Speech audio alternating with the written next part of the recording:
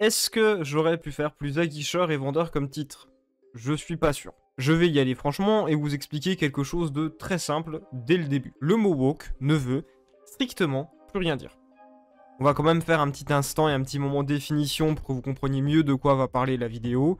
Ça va être très important. Woke à la base, c'est un terme utilisé pour décrire une personne qui est éveillée. Oui, woke c'est éveillé en anglais, voilà, vous avez appris un truc de fou.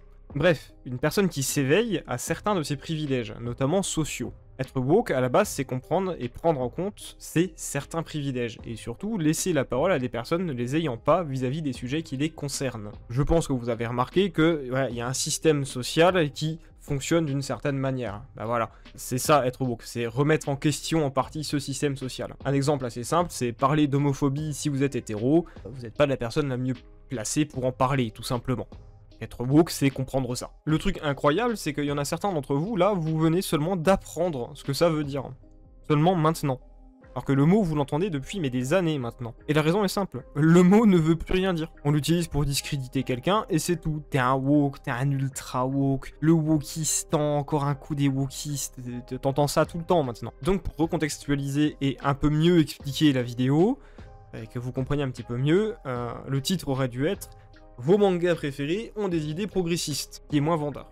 Oui, car en réalité, c'est de ça qu'il est question. Je vais vous faire un petit flashback bien sympathique pour comprendre ce qu'il se passe. J'avais eu l'idée de faire cette vidéo, et je me suis dit que pour me donner de la matière, ça serait intéressant de prendre la température, d'en faire un petit aperçu. J'ai donc fait le tweet que vous voyez à présent à l'écran, en me posant deux questions particulières. Premièrement, est-ce qu'il va marcher et susciter des réactions? Deuxièmement, est-ce que dans ces réactions, il y a des gens qui vont s'énerver? Eh bien les deux. Le souci, c'est que ça a été dans de grosses proportions. Mais bon, ça, on va dire que ça me fait plus de matériel.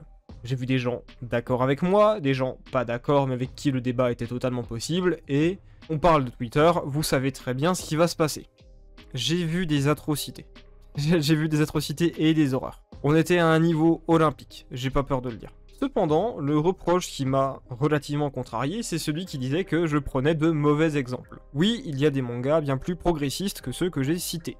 C'est un fait. Mais en général, les gens qui lisent ces mangas sont déjà au courant du message. Donc ils vont pas le mésinterpréter ou ils vont pas passer à côté. Donc c'est pour ça que j'en ai pas parlé. Mais comme je suis un mec super sympa, je vais vous faire une petite liste non exhaustive des mangas qu'on peut considérer progressistes et vous donner les thèmes qui y sont liés. Comme ça, tout le monde est content.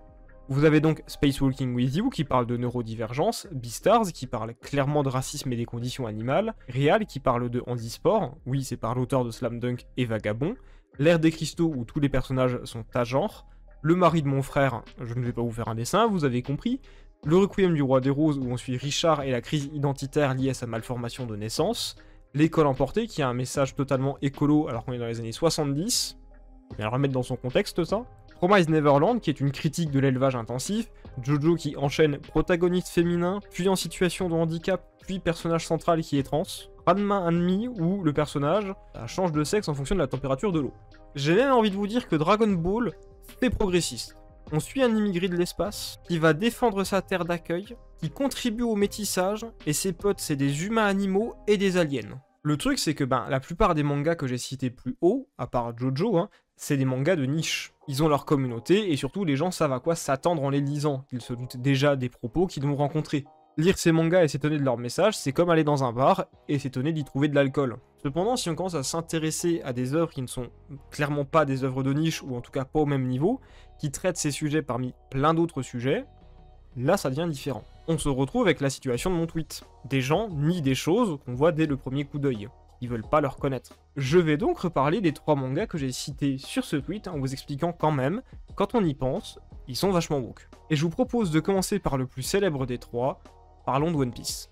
One Piece, ça parle de liberté. Jusque-là, on est tous d'accord. Mais il y a quand même bien plus de sujets et bien plus de thèmes. One Piece, c'est plus de 1000 chapitres.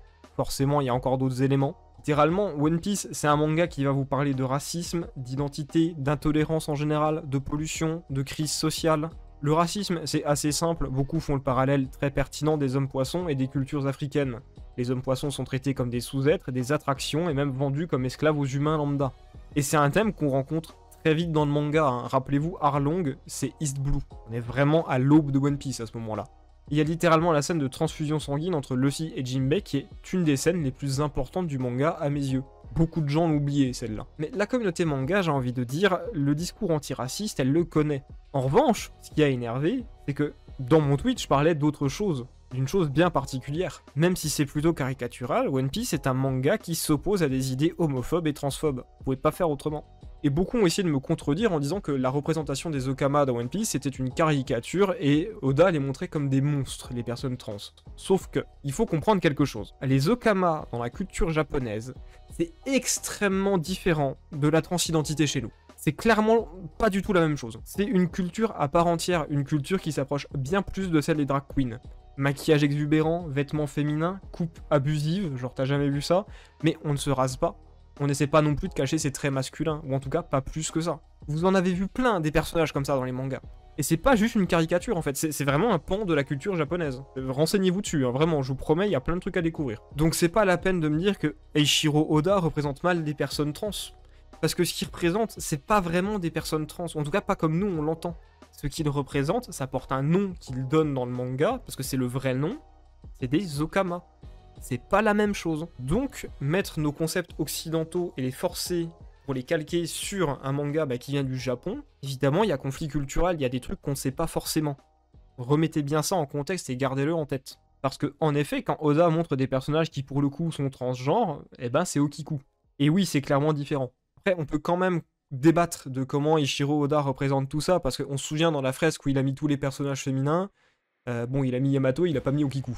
Donc, bon, il y a eu grand débat là-dessus. Toujours est-il qu'il a essayé de faire des représentations. Des fois, on arrive, on se rate un petit peu, mais au moins, il essaie d'en faire.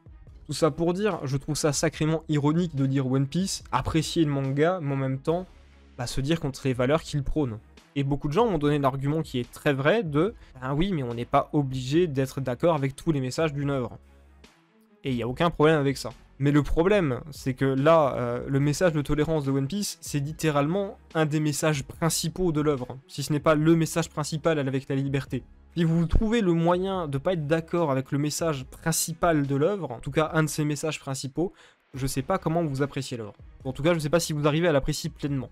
L'autre cas qui a fait couler beaucoup d'encre virtuelle, beaucoup plus même, c'est celui de Griffith et Guts. Beaucoup m'ont soutenu que Guts n'était pas homosexuel, et ça tombe bien, j'ai jamais dit ça.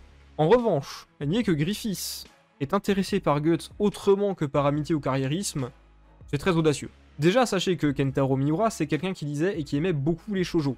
Il le dit en interview. Maintenant, parlons des inspirations de Berserk. Le design de Griffith, il est inspiré de Lady Oscar. La relation de Griffith et Guts, elle est inspirée de celle de Ryo et Akira dans Devilman, mais aussi celle de Gilbert et Serge dans Kazetoki no Uta, qui est un boys love. D'ailleurs, le manga sort cette année en France, de rien pour l'info. Et là, je vous l'ai montré avant, mais il y a littéralement des planches entre les deux mangas qui sont comparées. De limite, enfin, c'est même pas de limite, c'est Miura fait littéralement référence et reprend la mise en scène. Ça se voit. Et j'ai pas encore fini, parce que là, j'ai seulement parlé des inspirations. Griffith pète un câble quand Guts s'en va. Il part faire tirer du pimpon sur le chihuahua avec la princesse.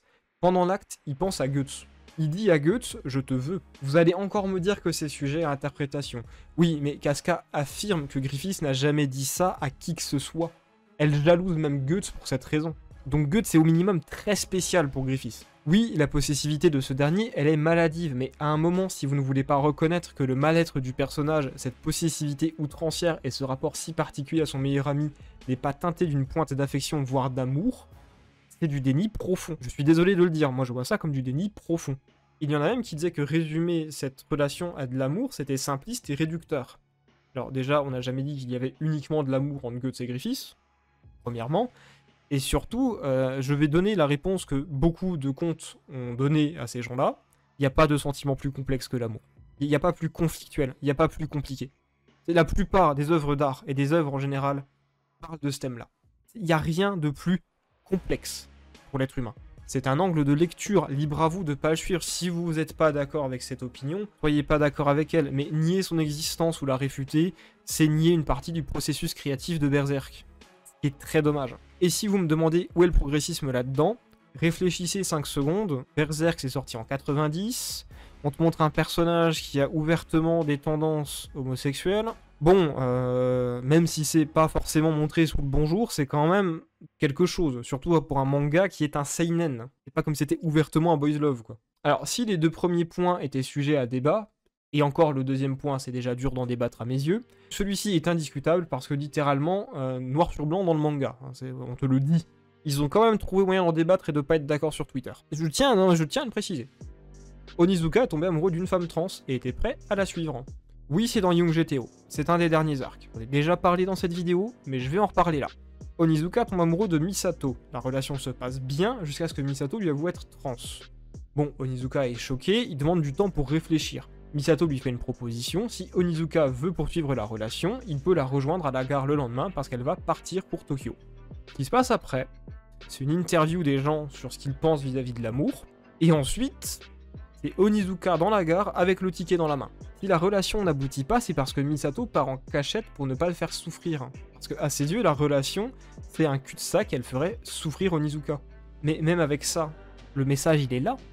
Onizuka, il était prêt à la suivre, il était prêt à assumer la relation. D'ailleurs, Jennifer, la pote de Misato, on voit clairement que c'est une inspiration au Kama, c'est pas exclusif à One Piece, donc ça rejoint le point que je disais plus tôt. Ça se termine par Onizuka qui a attendu toute la journée dans la gare tout seul, avec son pote Ryuji qui arrive, et Onizuka lui dit, mot pour mot, hein, c'était du sérieux cette fois-ci, c'était pour de vrai. Et bah dites-vous que même avec ces images à l'appui, il y en a qui ont réussi à me dire que c'était faux. Mais si vous avez bien fait attention en lisant GTO de toute façon, vous aurez remarqué qu'Onizuka ment sur beaucoup de choses. Il faut juste faire attention à ce qu'on lit. Et ça, j'en parle dans la fameuse vidéo sur le sujet, allez la voir. Bref, la vidéo elle est terminée. Voilà. Avant de venir pester en commentaire, comprenez que le message que l'auteur veut transmettre et ce qu'on peut en comprendre, ça varie. Voilà, c'est pas la même chose. Mais parfois, le message, il est tellement gravé dans le marbre que l'ignorer ou essayer de l'ignorer, c'est littéralement détourner les yeux de ce qu'on est en train de lire. Lisez, posez-vous des questions, mais surtout, remettez les choses en question. C'était Belleus, et je vous dis salut à tous.